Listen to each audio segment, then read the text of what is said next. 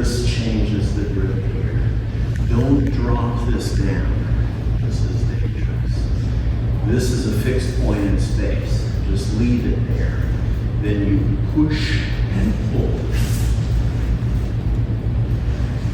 Uke needs to hang on to the knife until it's taken away, because when you do this pin above them, if they drop the knife and it falls on their head, that's unpleasant.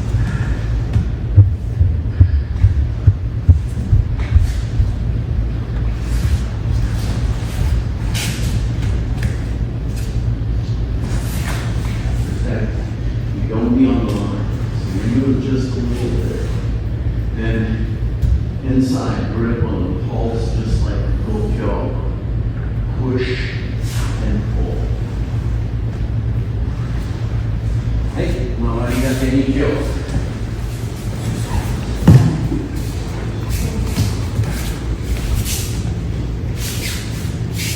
So now for Buddha. The important thing about Buddha is if we're doing taijutsu, this is where you start just like with Aikyo, okay? But then the hand has to slide down to the wrist, and you are elbow to elbow, and you can actually use that elbow to drop. So yesterday we talked about the problem with how people just want to do Aikyo right there. That's the problem. This, you want this control. And then as you move, you take them off their base. So you create a new ceiling. You are above them. Right? So then, concentrating on that, the hand comes down to the wrist. Don't try to do anything here. Feed it to your other hand, right? Then once you've got the grip on both hand and wrist, then you just twist.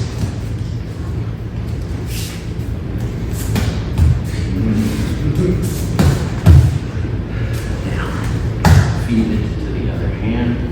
Then from here, you just twist your hips, and you can take the knife away. You have this control on the wrist, so your hands should look like this. And then as you start to move your hips, that puts the Aikyo on.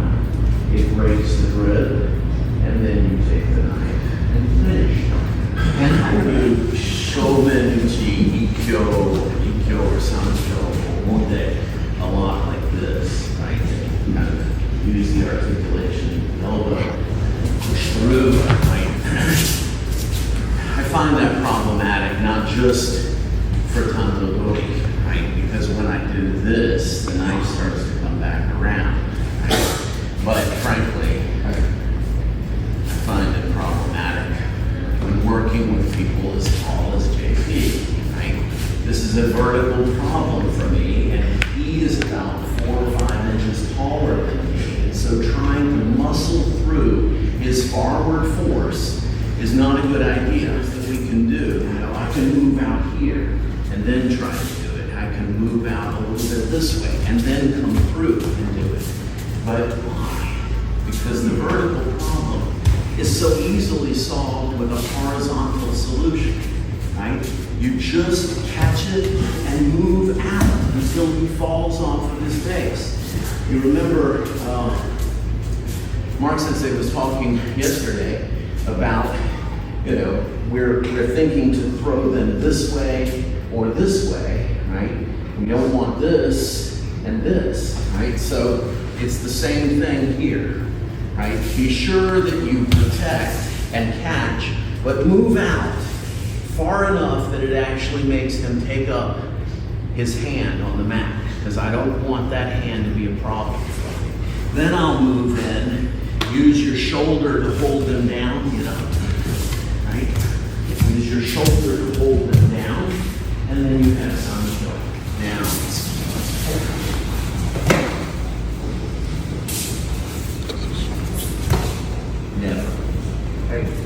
with weapons, always atemi, always. This is the only way that you are going to take their attention off of that weapon, right? Then once I'm in this position here, you don't just sweep like this with your hands. That's going to be a problem, right? So normally, if we were doing taijutsu, right, I would just step straight back because I'm using his forward momentum. But it's a bit of a problem when he's got a weapon because then he's just going to keep coming, right?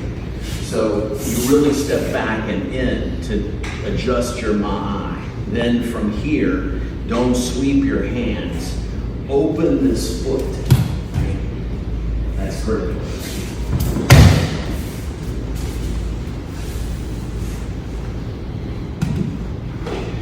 So step back, but also in, atemi, right? Don't grab, not yet.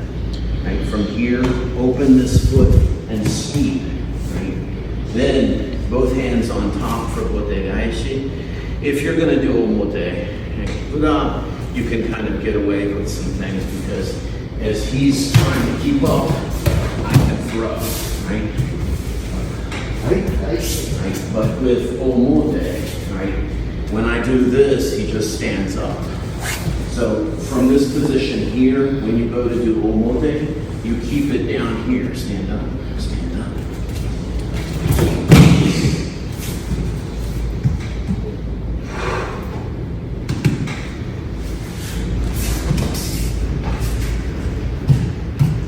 Keep it low. Then you want to squat immediately. I'm not a fan.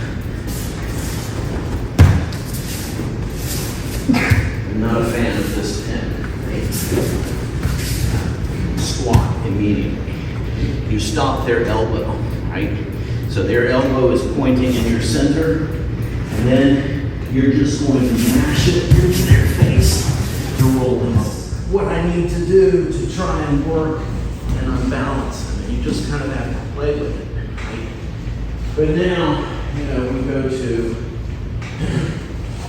this, and instead of isolating my hip, he puts his knee in my armpit, as so many people incorrectly do. In this position here, right, try to keep your elbow close to your body and pull, and then you should be able to drop them. Yoko Otoshi, and you can put a nikyo into it. But all you want to concentrate on is when they pin my arm and not me, then you use this here and you just get close to them and drop them over, right? And all kinds of stuff, right?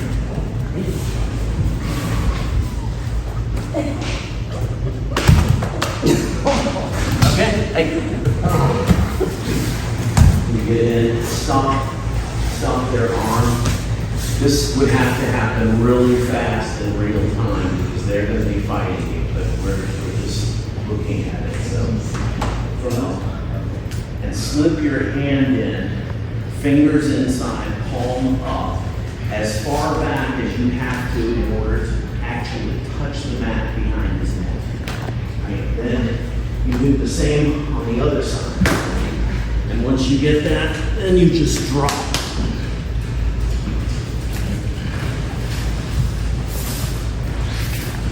So, out, stop. First, the far hand goes inside the lapel. Then the other one comes in over. If this particular, if I do thumb in, this is Kata Jujijume. If I do both thumbs in, this is Nani Jujijume. If I do fingers in on both sides, this is Gabu Jujijume. Hey.